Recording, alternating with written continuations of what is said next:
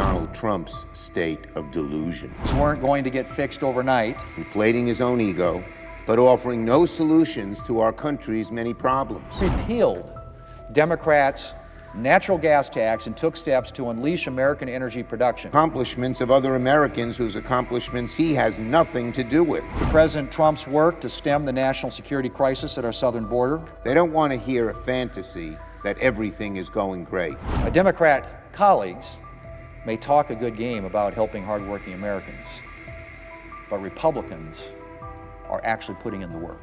Last night was not America's State of the Union. It was Donald Trump's state of delusion. For 2 long hours, the president stood in the House chamber congratulating himself, inflating his own ego, but offering no solutions to our country's many problems. He's in a bubble. He doesn't even have a clue about what the average American family is going through. Donald Trump patted himself on the back so many times, I thought he'd fall down. While Donald Trump kept claiming that America is back and that we're, quote, winning so much we don't know what to do about it, that's only half true. We are not winning so much, but he sure has no idea what to do about the problems in America, and he admitted it right there himself. People back home were asking something different than what the speech addressed. They're asking, what about my electricity bill? How am I going to pay for my groceries? How am I going to afford a doctor? Donald Trump ignored all these things during his speech last night. Frankly, I've never heard a State of the Union speech, and I've heard quite a few, where the president's rhetoric and the country's reality were so far apart. Instead, Donald Trump spent most of his speech focused on the accomplishments not of his administration, but on the accomplishments of other Americans whose accomplishments he has nothing to do with. We're all proud of the men and women hockey teams that just won golds in the Olympics. We're all proud and grateful of our veterans. They deserve honor. But Donald Trump didn't have anything to do with these accomplishments. He had so little to say about what he accomplished that he had to just go on and on about accomplishments of others. And folks back home want to hear about what the president is doing to help with their problems. They don't want to hear a fantasy that everything is going great.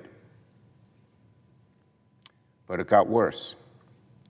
Trump didn't simply ignore the affordability crisis, he mocked it yet again. The average American sitting at their table trying to figure out how they're going to pay that damn bill was furious that he said it doesn't matter. It's truly stunning to watch a billionaire like Donald Trump make fun of people's financial struggles during a State of the Union speech. The guy doesn't have a clue. He's in a bubble so thick he can't hear what people are going through. And of course, he lied about the economy. This man is an inveterate liar. Everyone knows that. He said last night that manufacturing jobs gone way up. That's a lie. Manufacturing is down by 100,000 jobs since he took office. He bragged last night about job creation. Well, job creation is at its lowest point in over 20 years outside of a recession. Its lowest point in 20 years, and he brags about it. Donald Trump claimed that the fight against inflation is over. That's a lot of BS. Just go to the grocery store, and you'll see.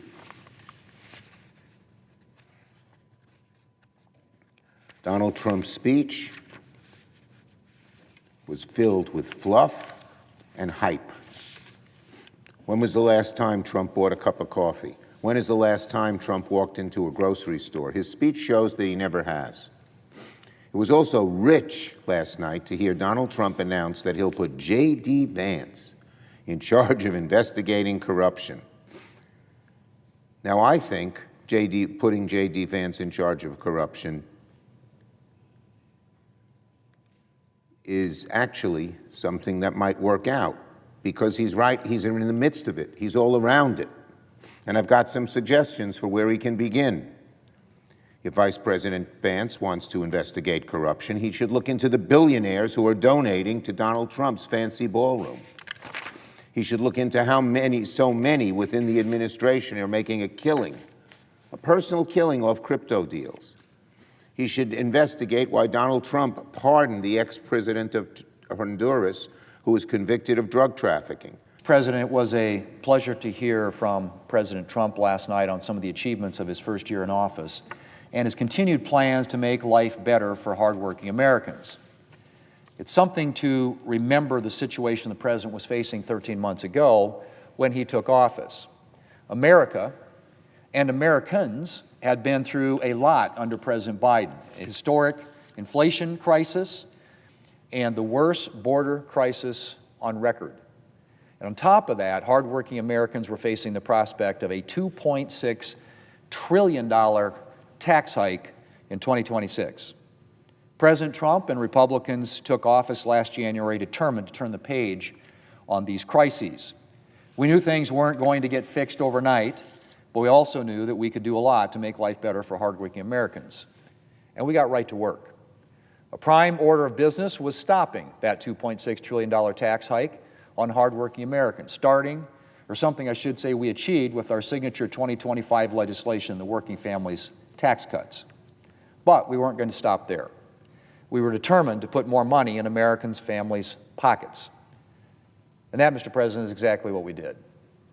In addition to preventing a $2.6 trillion tax hike and making permanent the tax relief Republicans passed in 2017, the Working Families Tax Cuts implemented a slew of additional tax relief. We increased the child tax credit by hundreds of dollars and linked it to inflation so its value will never go down. We boosted the standard deduction, which is claimed by 90% of taxpayers in this country. We instituted a new $6,000 bonus deduction for lower and middle income seniors. We implemented no tax on tips and overtime, allowing hardworking Americans from nurses to rideshare drivers to keep more of their own money. And more. And Americans are already seeing this relief in the form of bigger tax refunds. But the Working Families Tax Cuts didn't end with tax relief, Mr. President. We repealed Democrats' natural gas tax and took steps to unleash American energy production to ensure that Americans have a stable, plentiful, and affordable supply of energy.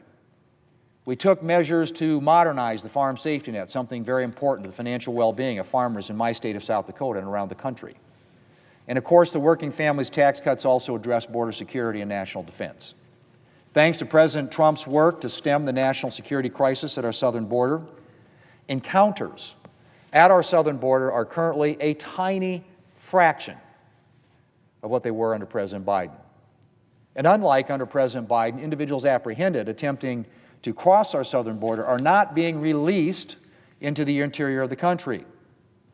And the Working Families Tax Cuts bill helps ensure that we have the resources to maintain this kind of secure border for the long term. Mr. President, the Working Families Tax Cuts may have been our signature legislation last year, but it's far from the only thing we've been doing to help make life more affordable for hardworking Americans. The President and Congress have taken action to repeal a number of burdensome rules and regulations that would have driven up energy and appliance prices in this country. In this year's health care appropriations bill, we prioritize measures to make prescriptions less expensive at the pharmacy.